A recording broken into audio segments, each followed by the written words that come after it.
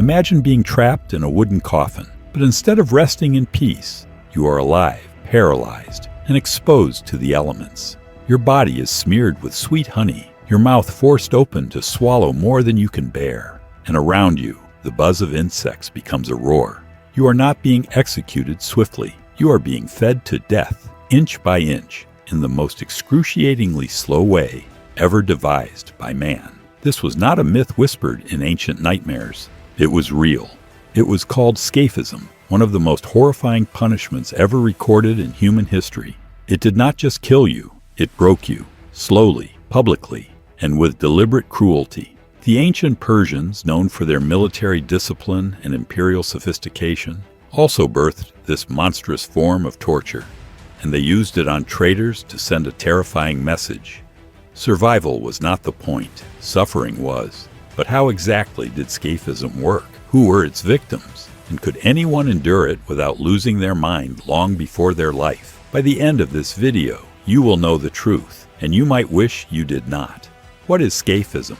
Scaphism is a word rooted in the Greek language. Scapha meant anything hollowed out, like a boat or trough. That definition would soon be twisted into one of the darkest inventions of human punishment. But the origins of the act itself are believed to trace back to the Achaemenid Empire, an ancient Persian dynasty that thrived around the 5th century BCE.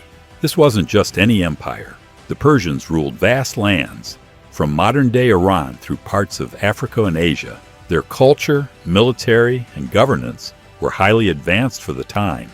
Yet hidden beneath their glory was a terrifying method reserved for traitors and criminals who truly enraged the state. The first known description of scaphism comes not from a Persian historian, but from a Greek, Plutarch. In his biographies, he recounts the execution of a soldier named Mithridates, who suffered this brutal fate. Plutarch, in turn, relied on an earlier Greek source named Ctesias, a physician who claimed to have served in the Persian court.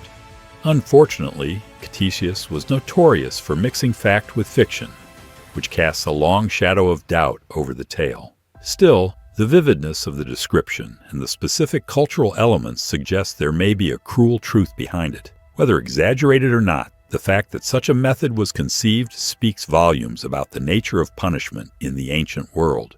What kind of society creates something like scaphism, and how did it actually work? We are about to find out. Anatomy of the method. To understand the horror of scaphism, you must see it as more than an execution.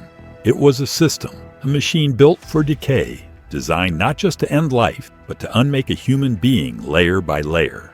The condemned was placed inside 2 shallow boats, one on top of the other, forming a coffin of sorts. Their arms, legs, and head were left sticking out through holes, ensuring they were exposed to the environment but unable to move. This was not mercy, it was part of the plan.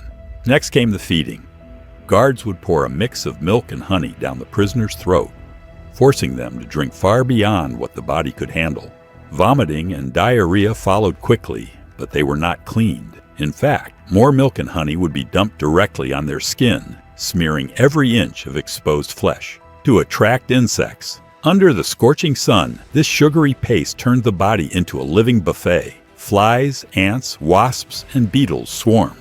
They didn't just land, they nested. They laid eggs. Maggots began to grow in the open wounds and in the orifices, while rats and other scavengers, drawn by the stench, gnawed at the helpless body. This torment continued for days, sometimes weeks. The victim's skin would blister under the sun. Their muscles would cramp from dehydration.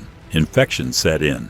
Their mind, trapped in a prison of filth and agony, would likely crack long before the body gave out. No part of scaphism was accidental. It was slow. It was planned.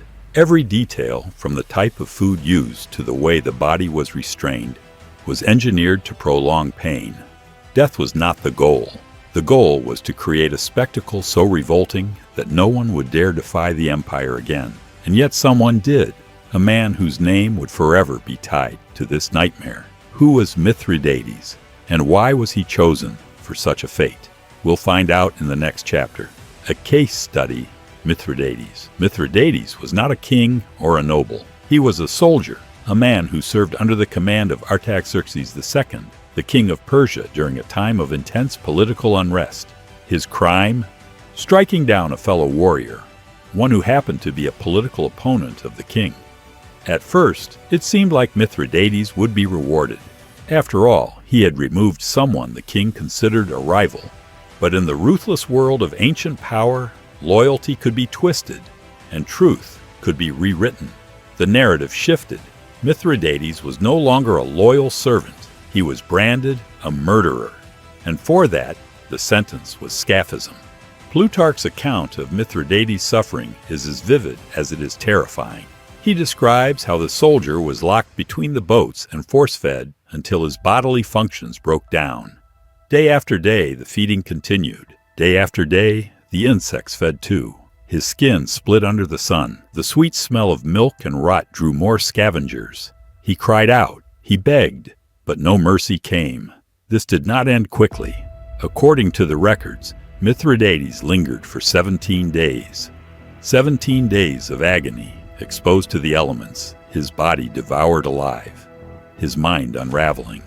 In the end, he died not from a wound or weapon, but from the cruelest combination of dehydration, septic infection, and madness. His death sent a clear message.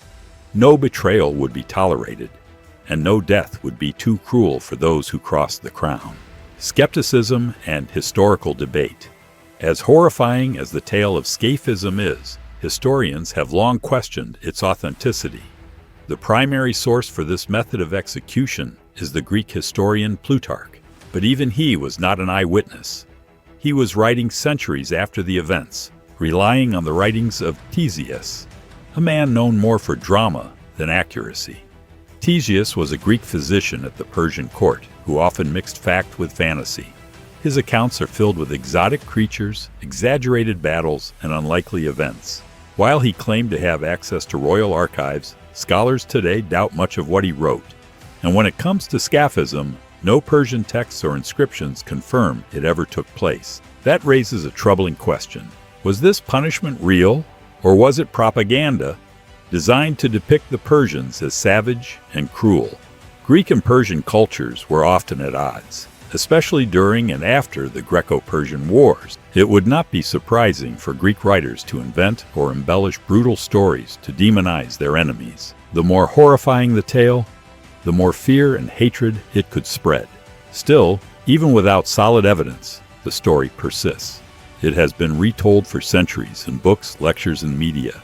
Whether it happened exactly as described or not, it captured something darkly compelling about human cruelty and imagination, and it continues to influence how we see the ancient world to this day. Cultural impact and references.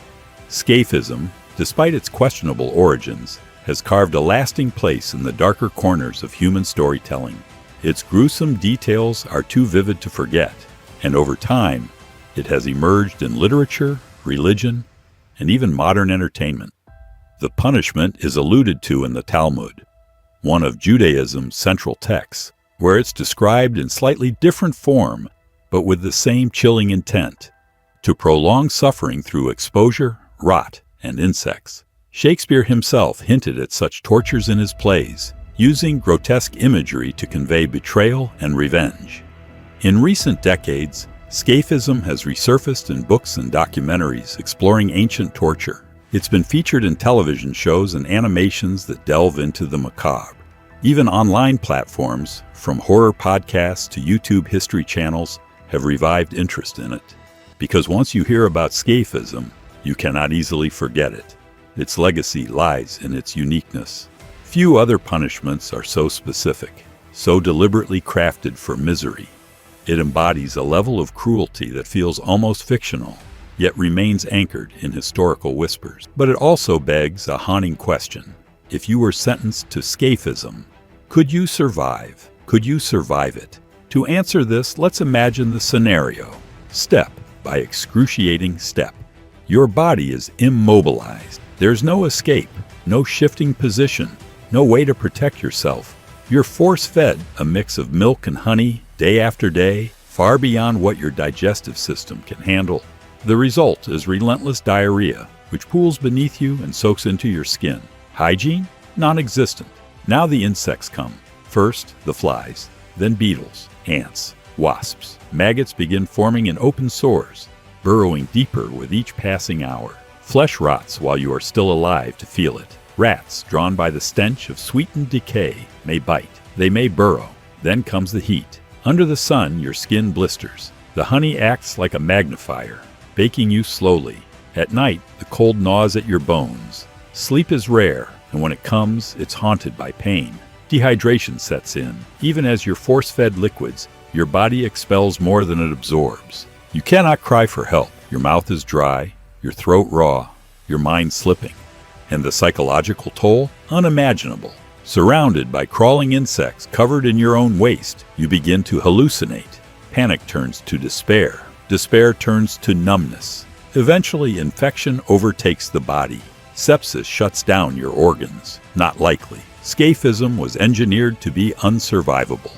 The true torment was not in how it killed, but in how long it made you live before death finally arrived. Conclusion: scaphism was more than a punishment. It was a calculated descent into hell. Whether entirely factual or partially mythologized, the story of this ancient torture reveals a chilling truth, that the human mind, when fueled by vengeance and power, can invent unthinkable cruelty. The tale of Mithridates lingers not because of its gore, but because of its precision. Every step was designed not to kill, but to destroy a person slowly, publicly, and painfully. Even now, centuries later, it horrifies us. And that horror serves a purpose. It forces us to confront the darkest edges of our past. It reminds us that civilization and barbarism have often walked hand in hand. It challenges us to recognize the signs of cruelty, no matter what era we live in. So the next time you hear about ancient punishments, ask yourself, was it justice or was it terror?